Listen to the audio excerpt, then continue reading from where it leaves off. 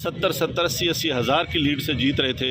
हमने उनको हरवाया है और उनके ऊपर जाली मोहरे लगा के सबको हरवाया। कमिश्नर साहब, जब जाली मोहरे लग रही थी उस वक्त आपने किसी से कहा कि ये सब कुछ हो रहा है, गलत हो रहा है, इसको रोका जाए? देखिए, मैं ये सारी इस गलतकारी की जिम्मेदारी अपने ऊपर ले रहा हूँ और साथ आपको बता रहा हूँ कि जो चीफ इलेक्शन कमिश्नर है, जो चीफ जस्टिस है, वो भी इस काम में पूरे शरीक। किसके कहने पे सब कुछ होता रहा?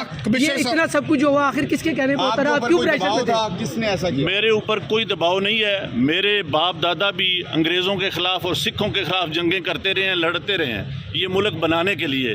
अब मैं इस मुल्क को तोड़ने का हिस्सा नहीं बन सकता। कमिश्नर साहब, आपने रावलपिंडी की बहुत बड़ी खिदमत की है। आपने बड़े बड़े मेगा प्रोजेक्ट में 24 घंटे काम किया है। ये बताइएगा कि आपको कमिश्नर चीफ इलेक्शन कमीशन दबाव में ला रहा था कि ये करें सारे काम, लोग जीतों को आपने हराया, आपको नींद कैसे आती रही? किस तरह आपका ज़मीर जाग गया? देखिए, मैंने रावलपिंडी के लिए 14 16 घंटे काम किया है। मैंने यहाँ रिंग रोड बनाया है, ददोचा डैम बनाया है, होली फैमिली हॉस्पिटल बनाया है, जिमखाना बनाया है, मैंने लारी अड्डे बनाए हैं, मजदूरों के लिए सेंटर बनाए हैं, मंशियात के अड्डे सेंटर बनाए हैं। सब कुछ मैं अपने मुल्क की बेहतरी के लिए करता रहूं, लेकिन आखिर पे मैंने जो इस मुल्क के पेट में छुरा घूंपा है, मुझे वो सोने नहीं देता। मैं ये सुकून की मौत मरना चाहता हूँ। मैं जो मैंने जुल्म किया है, मुझे उसकी सजा मिलनी चाहिए और बाकी भी इस जुल्म में जो लोग शामिल हैं, पुलिस भी शामिल है? उनके नाम बताएंगे जो लोग आपके साथ यहाँ पर थे, सीनियर अफसरान जो भी थे। जो ओरल चीज है वो तो सामने नहीं आ सकती ना।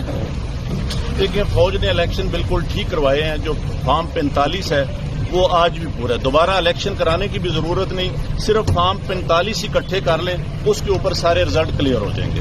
आपको क्या लगता है किस पार्टी के लोगों ने ये जीता है फिर? कमिश्नर साहब ये बताइएगा, जो आरओ ने रिजल्ट्स रोके थे, क्या उसमें बेज़ाब्तियां हुई है? क्या कहेंगे आप?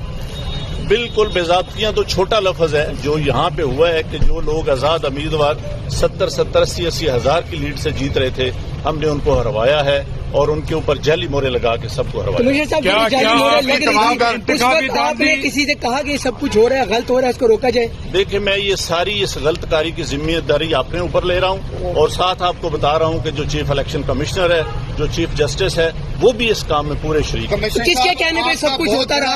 ये इतना सब कुछ हुआ, आखिर किसके कहने पे? आपके ऊपर कोई दबाव था? किसने ऐसा किया? मेरे ऊपर कोई दबाव नहीं है। मेरे बाप दादा भी अंग्रेजों के खिलाफ और सिखों के खिलाफ जंगें करते रहे हैं, लड़ते रहे हैं ये मुल्क बनाने के लिए।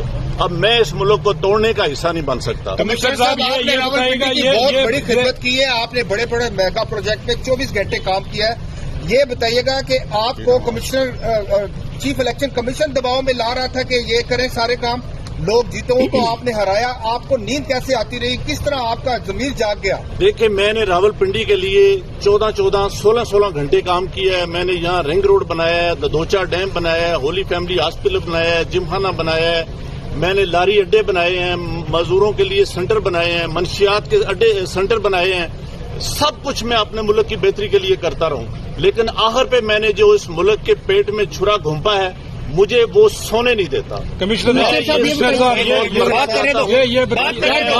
जो मैंने जुल्म किया है, मुझे उसकी सजा मिलनी चाहिए और बाकी भी इस जुल्म में जो लोग शामिल हैं, उनको भी उनके नाम बताएंगे जो लोग